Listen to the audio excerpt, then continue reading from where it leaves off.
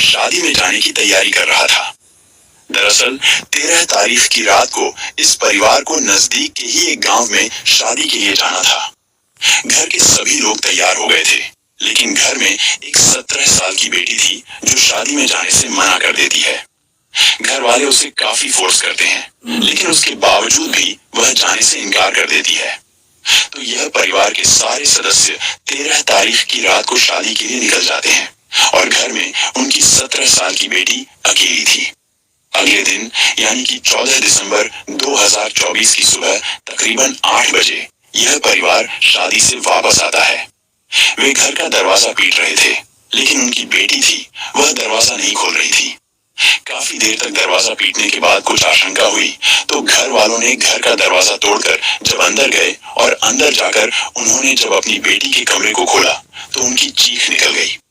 दरअसल इनकी 17 साल की बेटी, जो 12वीं कक्षा की छात्रा भी थी, जिसने शादी में जाने से मना कर दिया था, वह अपने कमरे में अपने बेड पर मृत अवस्था में पड़ी हुई थी।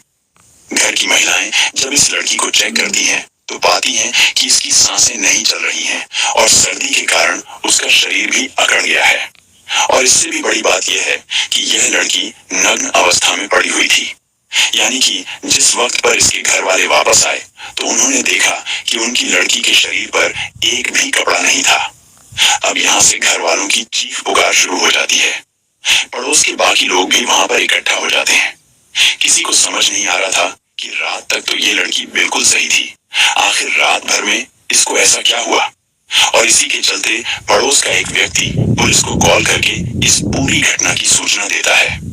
थोड़ी देर में वहां पर कानपुर पुलिस भी आ जाती है और अपनी जांच शुरू कर देती है। शुरुआती जांच में पुलिस को बताया जाता है कि 13 दिसंबर 2024 को रात को यह परिवार शादी अटेंड करने के लिए कहीं पर गया था और उस शादी में जाने के लिए उन्होंने अपनी बेटी को भी बोला था।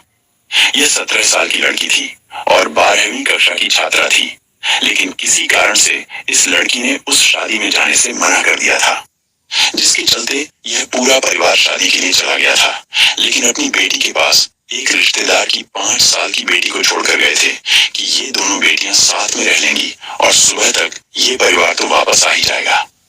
पुलिस को शुरुआती जांच में इतना ही बताया गया। पुलिस ने अपनी तफ्तीश शुरू की तो मालूम चला कि यह लड़की पिछली रात 7 बजे तक बिल्कुल ठीक थी और इस बात की सूचना उसके पास रुकी हुई उस 5 साल के रिश्तेदार की बेटी ने भी दी कि 7 बजे तक दीदी बिल्कुल ठीक थी। उसके बाद क्या हुआ उसे नहीं पता, क्योंकि वह छोटी लड़की सो गई थी। पुलिस जांच शुरू कर देती है क्योंकि इस लड़की का जो शव है वह नग्न अवस्था में मिला था। तो इस लड़की के साथ कुछ गलत होने की जो आशंका है वो पुलिस को हो रही थी और जिसके चलते पुलिस फॉरेंसिक टीम को वहां पर बुला लेती है।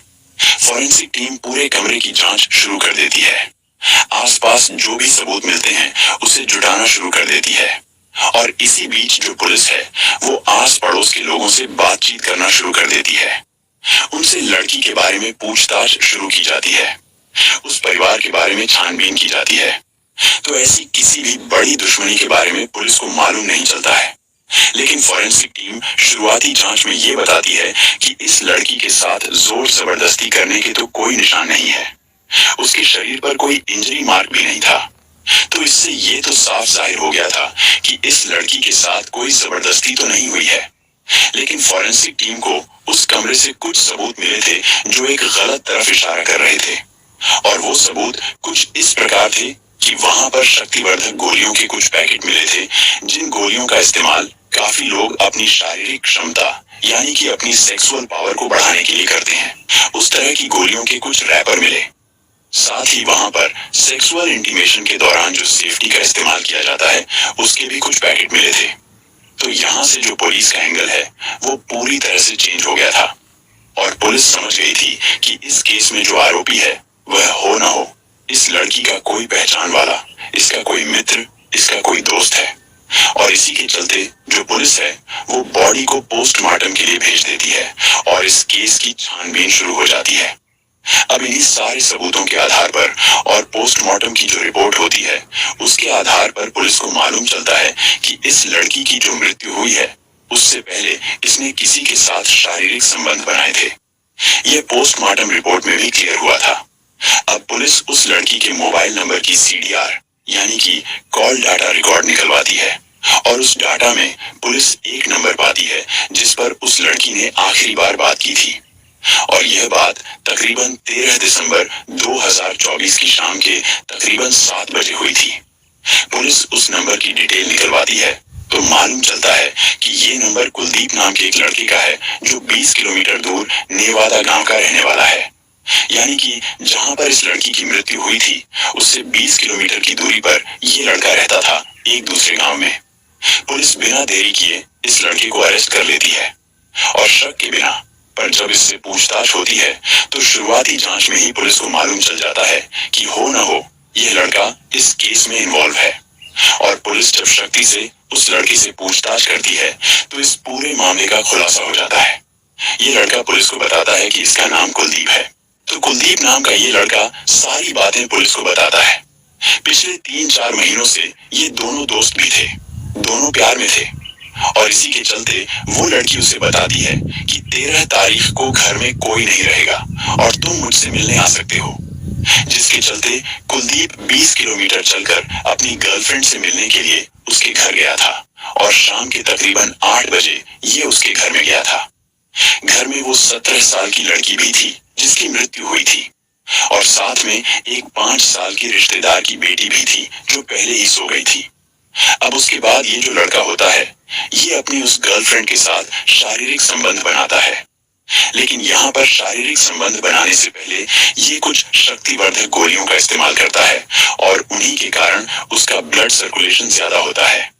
एज भी ज्यादा नहीं होती है और क्योंकि लैक ऑफ एजुकेशन के कारण ये बहुत ब्रूटली अपनी गर्लफ्रेंड के साथ सेक्सुअल रिलेशन बनाता है, जिसके चलते उसको सर्दी भी लग रही थी और कुछ और उसे इंटरनल इंजरी भी आई।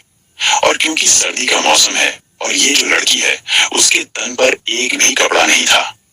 उसके बॉयफ्रेंड ने बताया कि 8 बजे से लेकर सुबह 3 बजे तक उसने अपनी उस गर्लफ्रेंड को एक भी कपड़ा पहनने नहीं दिया था। ये सुनने में बहुत ही ज्यादा अजीब लगता है लेकिन ये सच्चाई है और इसी के कारण उस लड़की को सर्दी के कारण और साथ ही ब्रूटली रिलेशन बनाने के कारण सुबह तकरीबन 3:30 बजे उस लड़की की मृत्यु हो गई थी। हालांकि इस लड़के ने चूल्हा जलाकर उसके शरीर को गर्म रखने की कोशिश भी की थी लेकिन यह नाकामयाब रहा था और 3:30 के आसपास जब इसे लगा कि स्थिति अब आउट ऑफ कंट्रोल हो चुकी है तो ये वहां से भाग गया था। अब यहाँ पर अगर देखा जाए तो ये लड़की 17 साल की थी यानी कि नाबालिग थी और ये जो लड़का कुलदीप है इसे अरेस्ट करके पोक्सो एक्ट के तहत इस पर रेप के चार्जेस लगाए गए हैं और हो सकता है कि इसे आगे की जिंदगी अब जेल में बितानी पड़े। तो दोस्तों आज की कहानी यही खत्म होती है।